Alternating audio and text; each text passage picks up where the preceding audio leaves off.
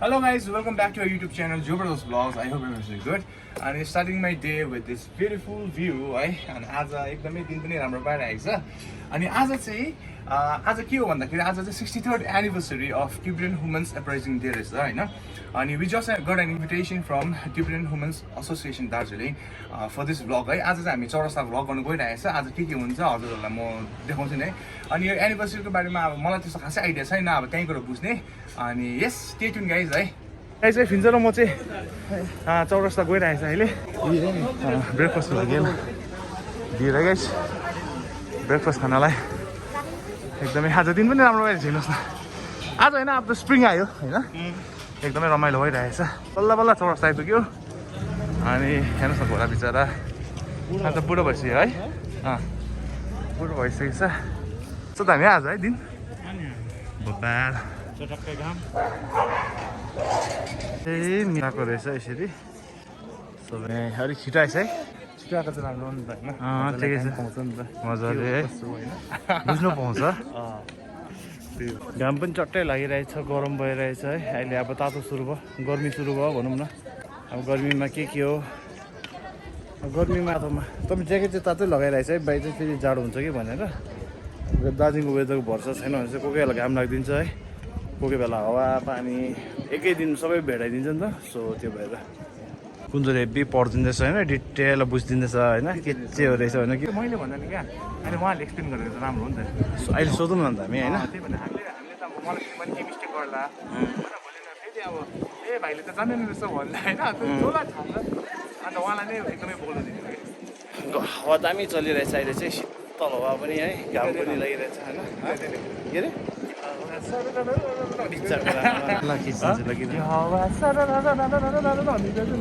भयो अब this is the morning view of चौरस्ता सबैजना आहा ऊ यहाँ नि यहाँ माथि ताइक्वान्डो होइन ताइक्वान्डो भन्छ होइन सिकिरहेको रहेछ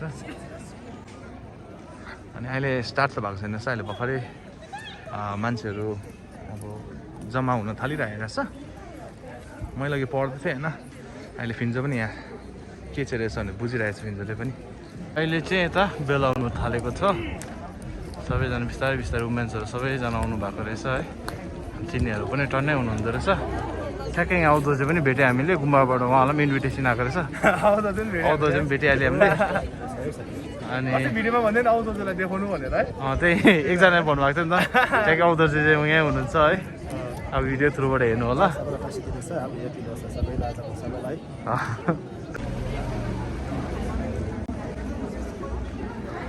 अहिले यहाँ उहाँहरू सबैजना यसरी रेडी हुनु भइरहेछ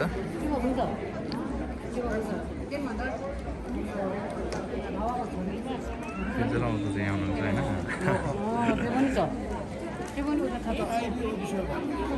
रापा आउनु भएछ अब चाहिँ भिड हुन्छ रहेछ है गाइस हेर्नुहोस् न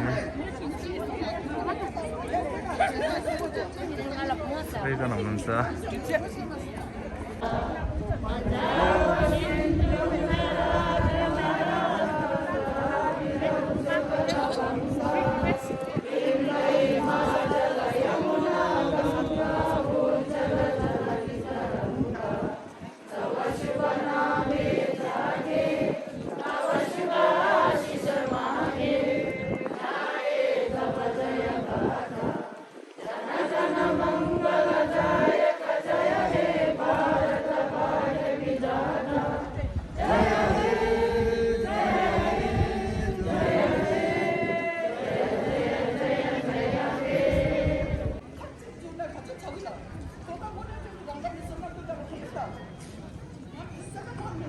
इट्स रियली एन अनर है आज बिहानै हामीलाई हाम्रो आजहरू बोलाउनु आउनुभएको थियो सो यो आज जे कारणले गर्दा आज वुमेन्स डे अब मनाइरहेछ है त्यसको लागि यता ग्यादर हुनुभएको छ है सो के कारणले ग्यादर भएको छ भने त्यो बुझ्नु लागि चाहिँ अहिले हामीले यता म्यामलाई सोध्ने है Thank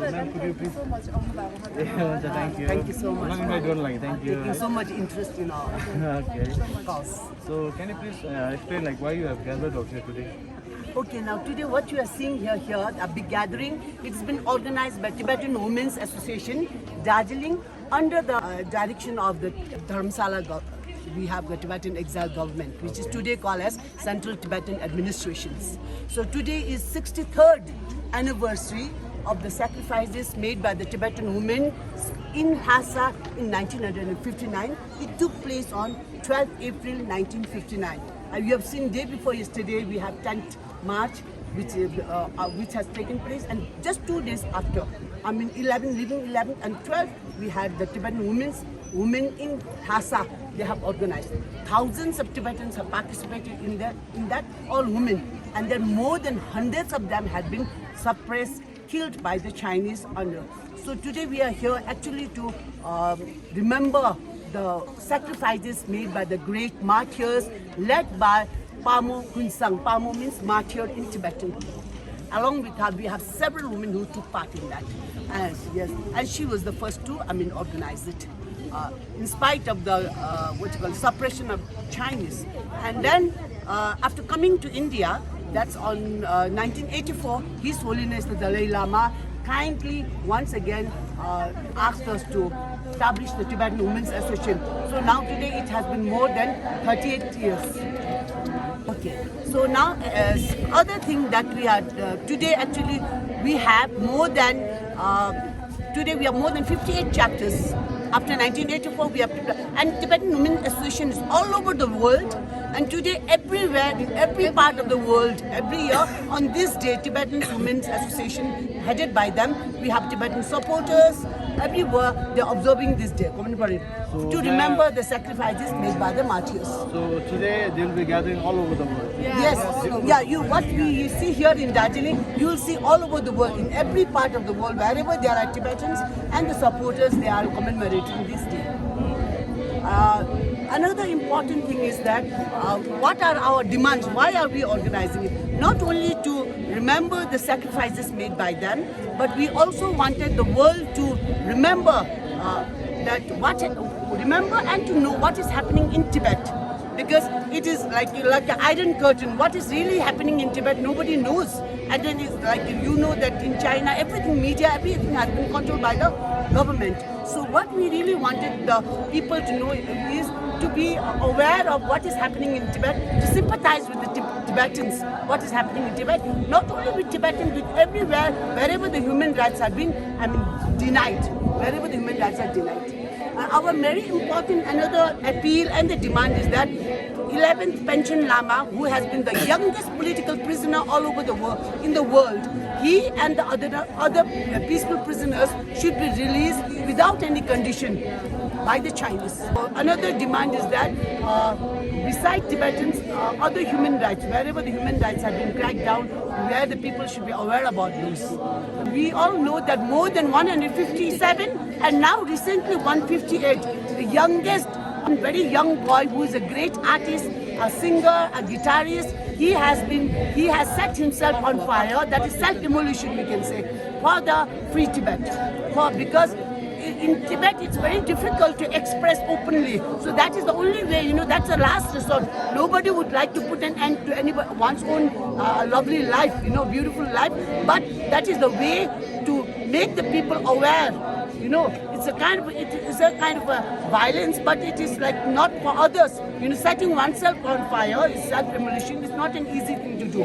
So we wanted people to feel for him, feel for all those 158 Tibetans, great martyrs who have set themselves alighted themselves on fire. His name is Sawang Nobu. He's only 25 years old. So we wanted the world to know that she is the first martyr Pao Kunsang. She was a martyr, Pao Kunsang. She actually started the Tibetan women's uprising. She, without any fear against the Chinese, without any fear of losing her own life, she started the uprising on 12th March 1959. And then here we have the youngest martyr who self-immolated himself in Tibet. He's also a singer. He's also a great singer, not only in Tibet but also in China itself. Like we have got Indian idols today. So very similar to that. Okay. So we on this day again we wanted to peacefully to appeal to all the people, all the loving people all over the world to support us and appeal to the Chinese, request the Chinese to resume the peaceful Sino-Tibetan dialogue and to release the peaceful political prisoners. So this is what our appeal is. So right now everybody We are praying for their soul, yes, for the good rebirth. I'm sure that they have already taken a good rebirth, and also to make the people aware of what is happening in Tibet, not only in Tibet, in southern Mongolia, in Hong Kong, and all the other parts of the world where the innocent people had been cracked down, under. And then yes, thank you so much for supporting us. You're showing so much interest in our cause. Thank you so much. We are praying for free Tibet. Thank you so much. Free Tibet.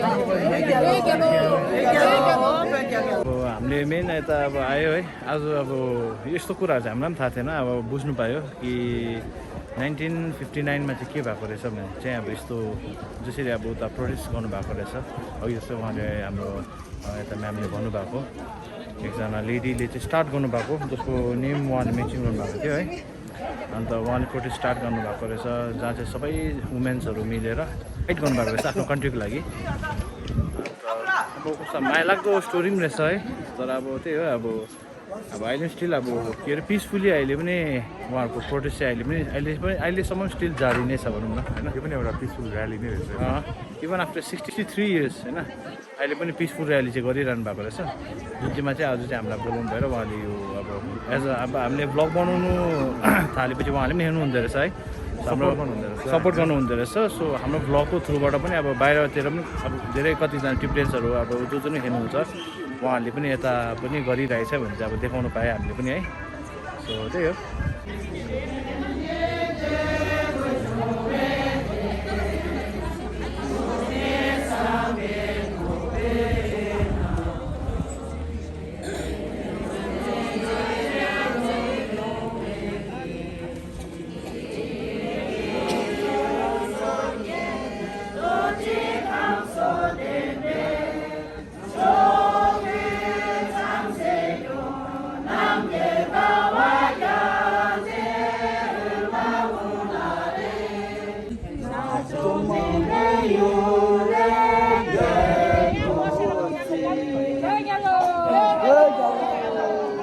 अहिले हामी भर्खरै आएको थियौँ चौरास्ता घुमिरहेको थियो अनि we met one of our subscriber है फ्रम आसाम है यहाँ हुनुहुन्छ हाम्रो सब्सक्राइबर है हजुरको नाम भनिदिनुहोस् न मेरो नाम चन्दन गुरुङ हो चन्दन गुरुङ आसामको म एक्चुअली निमाको बिग फ्यान है ब्लगर है म हजुर ए अनि उहाँको पनि धेरै अहिले भर्खर युज गर्दैछु हजुर बिग फ्यान हो अचानक मतलब मलाई भेटिहाल्यो मसँग हजुर ए सो अहिले फिन्जरमा घुमिरहेको थियो उहाँले अचानक बोलाउँदा हामी पनि एकछिन त है चिनेन क्या म त उसको साथी को स्कुल फ्रेन्ड रहेछ होइन अब अनुहार चेन्ज भएको होला सायद भने कि भने उहाँ चाहिँ आसामबाट रहेछ है so nice to meet you thank you so much for supporting us है हाम्रो सान्स राई हो उहाँ पनि हाम्रो सिङ्गर हुनुहुन्छ ए हजुर भोकलिस्ट हो ए राम्रो हो हजुर चाहिँ कहाँबाट तपाईँ म चाहिँ सिलङबाट सिलङबाट ए हजुर खुसी लाग्यो है यसरी अब हजुरको मायाले गर्दा नि अहिले हाम्रो युट्युब च्यानल भ्लगहरू चलिरहेको छ है होइन यस्तो हो भन्छु सजिलो कुरा हजुर अब यहाँ दार्जिलिङमा युट्युबमा धेरै छ होइन हजुर जो अब कन्टेन्ट हुन्छ नि त होइन म्याक्स मोस्ट इम्पोर्टेन्ट कन्टेन्ट अब जो कन्टेन्टमा तपाईँहरूले देखाउँछ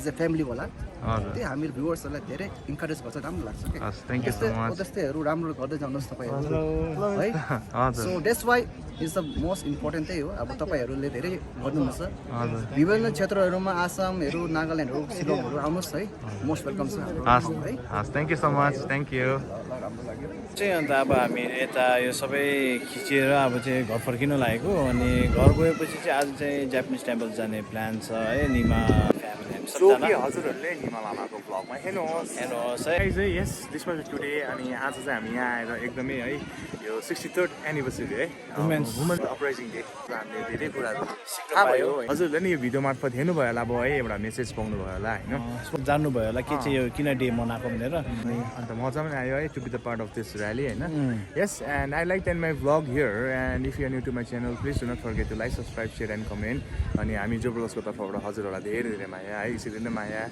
सपोर्ट गरिदिनुहोस् है हजुरको सपोर्टले नै हामी मोटिभेट हुन्छौँ है so thank you so much guys bye bye see in the next vlog bye by